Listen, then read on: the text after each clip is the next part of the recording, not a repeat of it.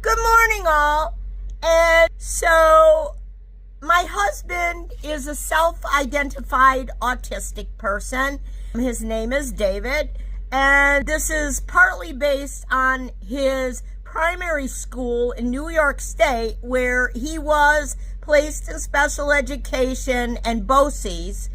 And so I'm autistic by diagnosis, and this morning we had a miscommunication. The miscommunication was about my brown winter hat. So this is my brown winter hat. It covers my ears, and we got a cold front late yesterday. It's freezing cold here, and I needed my brown hat this morning. So we had an autistic miscommunication. And a little weird, but it was a miscommunication. And so I put the miscommunication to the NeuroTranslator app, and here's the question I asked. I just had a weird miscommunication with my husband. He is self-diagnosed autistic. I'm autistic by diagnosis. Yesterday morning, I put my brown winter hat in the laundry pile. My husband then did the laundry.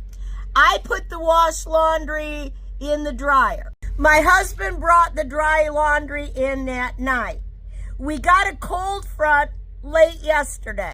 I wore 3 of my 4 winter hats and had to put them in this morning's laundry pile. But my ears were freezing cold. My brown hat never came in with yesterday's laundry. I asked my husband to check if it was still in the dryer because I needed to wear it to keep myself warm enough. He brought me the hat, but when I put it on, it was cold and still wet.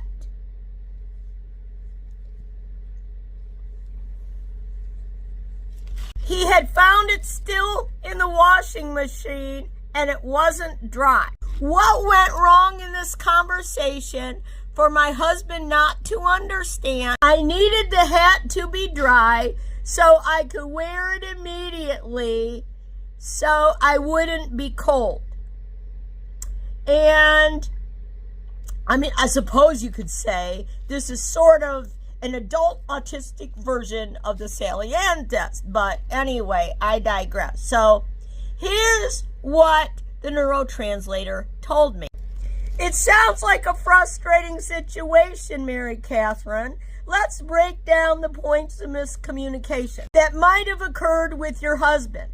Number 1, expectations of immediate use. You conveyed a need for the brown hat to be ready for immediate use, to keep warm. However, your husband may not have understood the urgency for the specific need to be dry and warm. He might have perceived your request as simply asking him to look for the hat without realizing you needed it to be wearable right away. Number 2, assumptions about laundry process. Your husband might have assumed that if he found the hat in the washing machine, it was simply a matter of retrieving it without considering its condition. Since he self-identifies as autistic, he may have focused on the task of finding the hat and missed the nuance of needing it to be dry. Number 3, communication style.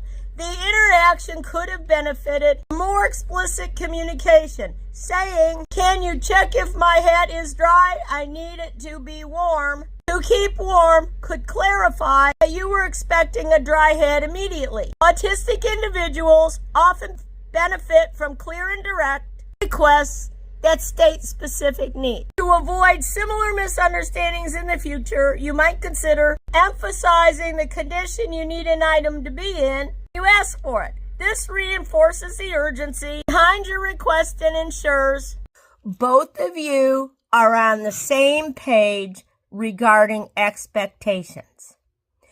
Okay, so that's what NeuroTranslator told me.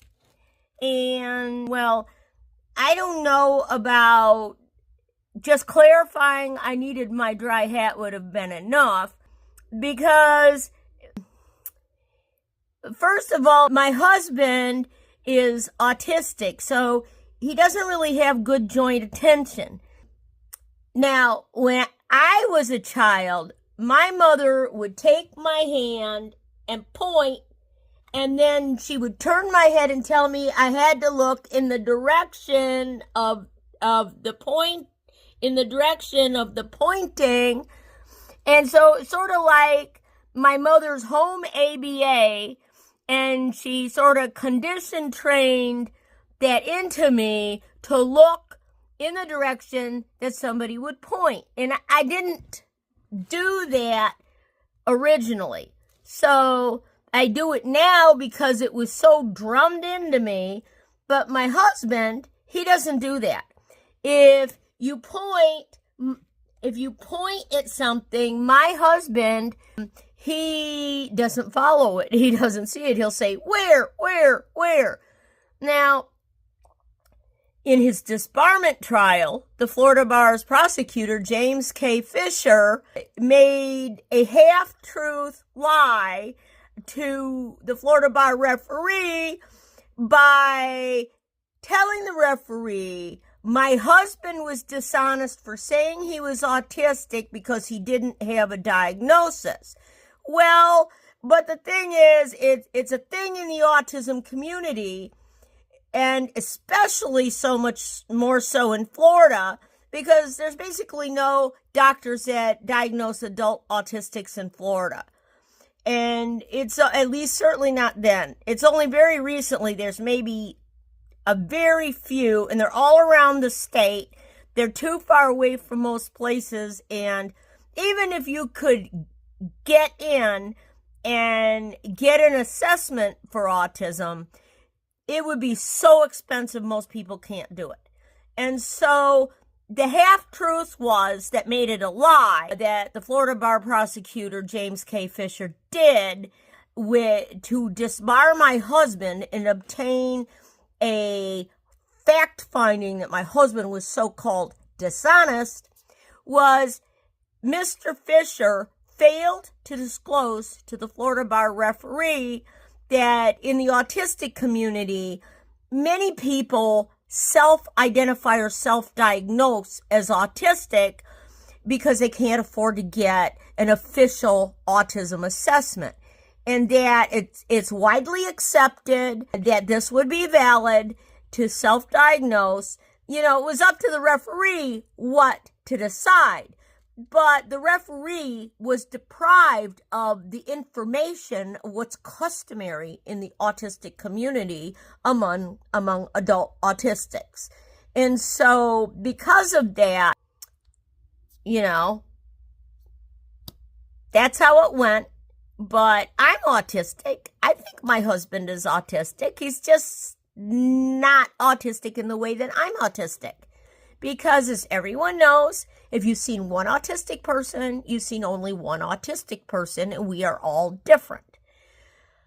So, again, getting back to his joint attention, when the laundry is on the floor and he picks it up from the laundry pile, he doesn't track his eye gaze to ever see if he drops anything, whether he drops it there or he drops it on his way to the washing machine. And so, you know, it's very often that he drops something, and likewise, when he brings it in at night from the dryer, he doesn't always, my hats at least 50 or 100 times have stuck to the top of the dryer, so you have to kind of look up at the dryer from inside, from underneath, to see one of my hats got stuck there.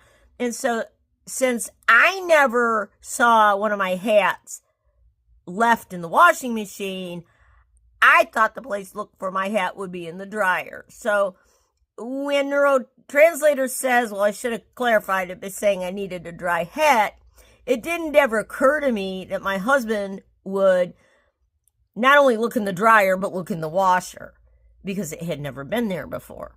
So anyway, I mean, that's just my comment. on the feedback that I got from NeuroTranslator, but nevertheless, overall, I think that it was very helpful, and I'm not even sure that I could do what it's suggesting. I think that it would be helpful for both communicating parties to have NeuroTranslator and not just like me. So, like, if I were in a court or talking to a friend, I think that both people needs to have the NeuroTranslator. I don't think it's very helpful because I script things out and use echolalia, and I can't engage in sudden what to do in a social interaction and actually necessarily do it. If it goes off the script or goes off the echolalic copying I do, then I'm standing there like frozen deer in the headlights, and it may take me hours or days to process what happened and come up with a response to what I should have said or what the conversation would have benefited from. But I think if both people have the NeuroTranslator, then between them, between the autistic person and the other person, I think it helps them meet halfway. So, but yeah, I found it really helpful, and it does explain kind of how the conversation went wrong and weird. And so that's my video for today. If you like my videos, please hit the subscribe button and ring the bell, and you'll be notified of my future videos. And thank you for watching.